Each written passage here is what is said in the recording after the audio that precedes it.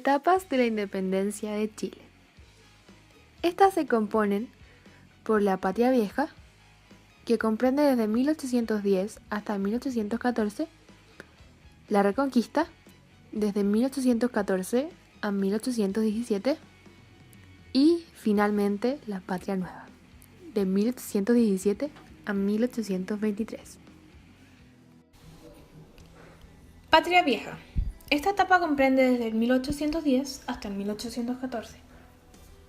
Todo comenzó con la primera Junta de Gobierno en el 18 de septiembre. Esta estaba compuesta por los criollos más adinerados. Uno de los más importantes en esta junta era Mateo de Toro y Zambrano, que gracias a su gran fortuna, debido a sus actividades agrícolas y comerciales, pero debido a su avanzada edad, falta de carácter y su ignorancia por los negocios, fueron las razones por las que la Junta finalmente quedó dividida en dos bandos, que estaba compuesto por radicales. Ellos eran el grupo más extremista. Entre muchas cosas, ellos querían independencia y separarse de España. Y los reformistas, que no querían cambios tan radicales, que eran bastante moderados. La Junta al comienzo se creó para atender a las demandas del pueblo y resguardar el poder del rey Fernando VII mientras él estaba preso. Al principio no tenían la autoridad suficiente para realizar todos los proyectos anunciados, ya que al fin y al cabo eran solo una junta de vecinos y no tenían mucho peso político. Pero, consecuentemente, se convirtieron en el primer Congreso Nacional en 1811, que se instalaron en el Palacio de la Audiencia, en la Plaza de Armas de Santiago.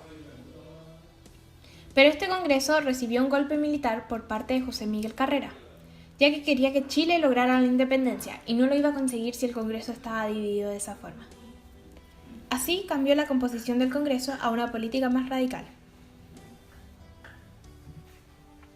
El Congreso creó reformas, como creación de nuevas obras públicas, reformas militares, más ejércitos para poder ayudar a Argentina con su pelea independentista, logrando así enviar 2.500 soldados que ayudarían a Argentina. También crearon la Ley de Libertad de Vientre, que decía que toda persona nacida en territorio chileno o que esté en Chile sería libre. Además, autorizaron el comercio exterior, o sea que crearon libertad de comercio. Después, el Congreso recibió otro golpe de Estado por parte de José Miguel Carrera.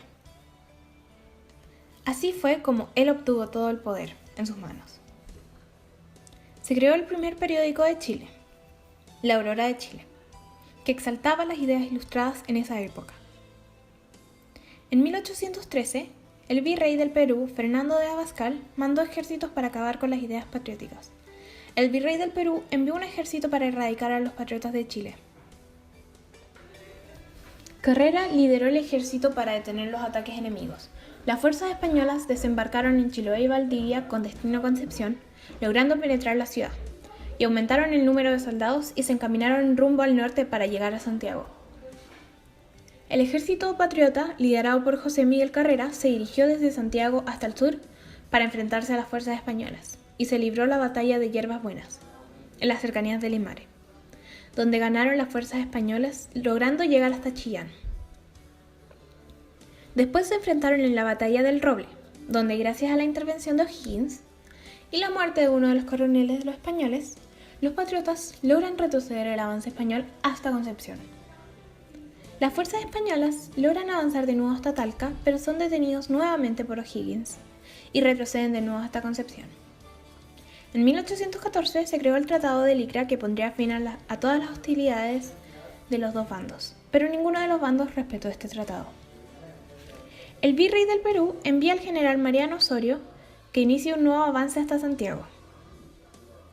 Debido a las consecuentes invasiones de los españoles, O'Higgins quiere asumir el poder del ejército y se enfrenta a Carrera, pero O'Higgins pierde contra él y Carrera sigue liderando el ejército. Las fuerzas españolas y patriotas se enfrentan en la batalla de Rancagua.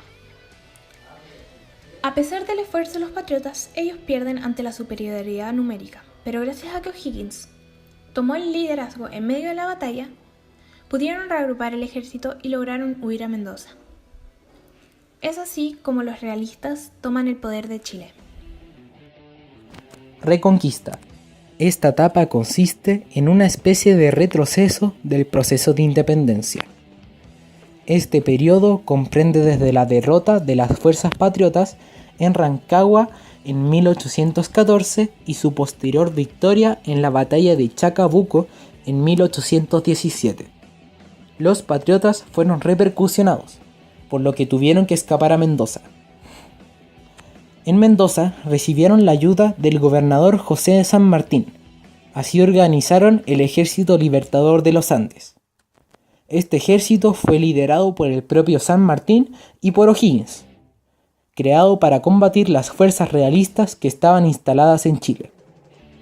Mientras tanto, en Santiago, había llegado Mariano Osorio, instalando un nuevo cabildo para reorganizar la colonia y exiliar a todos los patriotas restantes al archipiélago de Juan Fernández o simplemente echarlos de Santiago sin antes confiscarles todos sus bienes u obligarlos a pagar préstamos forzosamente. Mariano Osorio se convirtió en el gobernador y suprimió todas las obras creadas por los patriotas, como cerrar la Biblioteca Nacional y el Instituto Nacional. También abolió la Ley de Libertad de Vientre y la Ley de Libre Comercio. Osorio creó tanto descontento en la población que la Real Audiencia solicitó a Osorio su renuncia y fue reemplazado por Marco de Pont. Pont creó un tribunal de vigilancia y seguridad pública que provocó mucho odio por parte del pueblo, ya que se generaron allanamientos y espionajes solo con la excusa de encontrar más patriotas y reprimirlos. Además, obligó a los criollos a pagar alzas en los tributos, generando aún más descontento popular. Los patriotas enviaban espías desde Argentina para crear más descontento entre la población chilena. Entre ellos destacó Manuel Rodríguez, que fue secretario de José Miguel Carrera. Mientras tanto, el Ejército Libertador, O'Higgins y sus seguidores, junto con San Martín, se abocaron a la tarea de buscar recursos y los soldados necesarios para conformar este gran ejército entre 1815 y 1816. También se envió una fuerza naval al Océano Pacífico para interrumpir las comunicaciones entre Perú y las fuerzas españolas en Chile, liberar a los patriotas exiliados del archipiélago de Juan Fernández, alentar las ideas ilustradas a otros países y, lo más importante, distraer a los españoles de la creación del Ejército Revolucionario de los Andes. Los patriotas, en ese entonces, estaban divididos en o'higginistas y carreristas, pero O'Higgins logró conseguirse la confianza del gobierno de Argentina, más lo que hizo Carrera, por lo que este tuvo que irse a Buenos Aires y dejar a O'Higgins a cargo del ejército revolucionario. Este se armaría con tropas argentinas, los patriotas que estaban en Mendoza, algunos carreristas y esclavos libres a cambio de unirse en la causa. En total se reunieron cerca de 5.000 hombres, quienes constituyeron el Ejército de los Andes. En 1817, el Ejército Libertador cruzó la cordillera atacando por varios puntos a los realistas, así sorprendiendo a los realistas y generando varias guerrillas contra ellos. En la batalla de Chacabuco ganaron finalmente los patriotas, así logrando entrar a la ciudad de Santiago después de 2 días y proclamando la victoria de los patriotas, generando una gran alegría del pueblo chileno. Se crea un cabildo para designar al director supremo y querían dar el cargo a San Martín. Este lo rechaza porque quería encabezar la expedición a Perú, para así lograr su independencia. Se crea otro cabildo en donde se propone a O'Higgins como director supremo, y este queda establecido como director supremo de Chile. Patria Nueva. Esta etapa comprende desde la batalla de Chacabuco en 1818 hasta la abdicación de Bernardo O'Higgins. Es la etapa final de la independencia. En 1818, el ejército español tuvo que retroceder de Nueva Concepción a la espera de refuerzos que vinieran desde Perú. Después, avanzaron hacia el norte de nuevo, ocupando las ciudades de Linares y Talca, venciendo a los patriotas en la batalla de Cancha Rayada.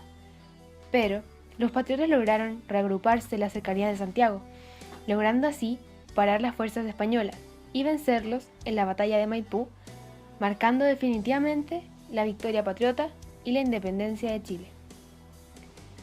El gobierno de Chile, una vez consolidada su independencia, tenía dos tareas importantes, las cuales tenían que realizar: expulsar a las fuerzas españolas restantes que estaban en el sur y reorganizar el país cambiando su estructura social y económica, y ayudar a Perú con su independencia, preparando y financiando una expedición militar.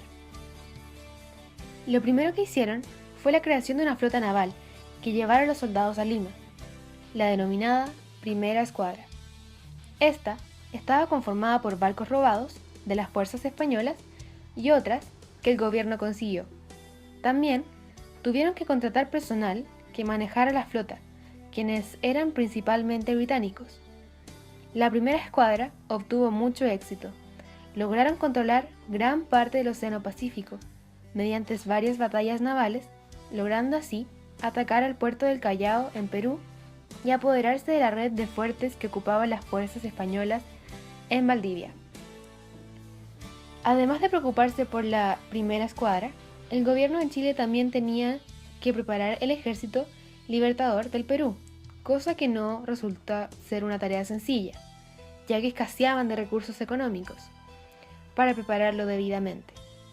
Aún así, el gobierno usó todos sus gastos en un nuevo ejército que fue liderado por San Martín, justo como él quería, y finalmente salió en 1820, desde el puerto de Valparaíso, la expedición libertadora del Perú.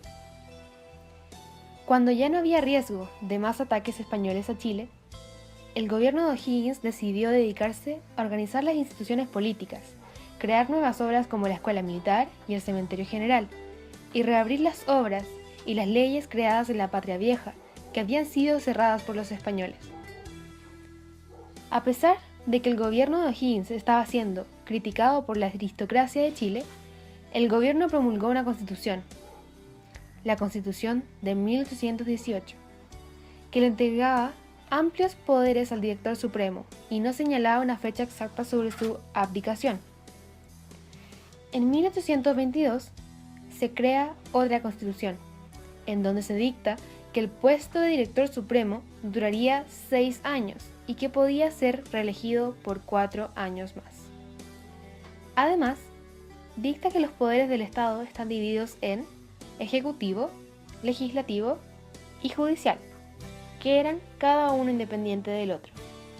Así, O'Higgins hizo cambios en lo político, en lo social y en lo económico, entablando una enemistad con los aristócratas, y también prohibió las peleas de gallos y las corridas de toro, el cual generó cierto descontento en la población.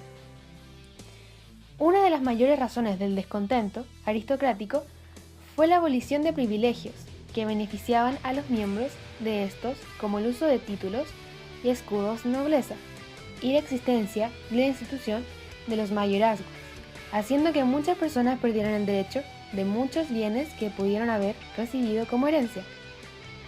Para que Chile se convirtiera en un país más republicano, era necesario que el pueblo aceptara estos cambios, pero el descontento de la aristocracia y el gobierno muy autoritario de O'Higgins provocaron una crisis política en 1823, en donde se creó un movimiento opositor al gobierno de O'Higgins, que estuvo a punto de conllevar a una guerra civil en Chile. Por ello, O'Higgins tuvo que renunciar al cargo de director supremo y se exilió a Perú.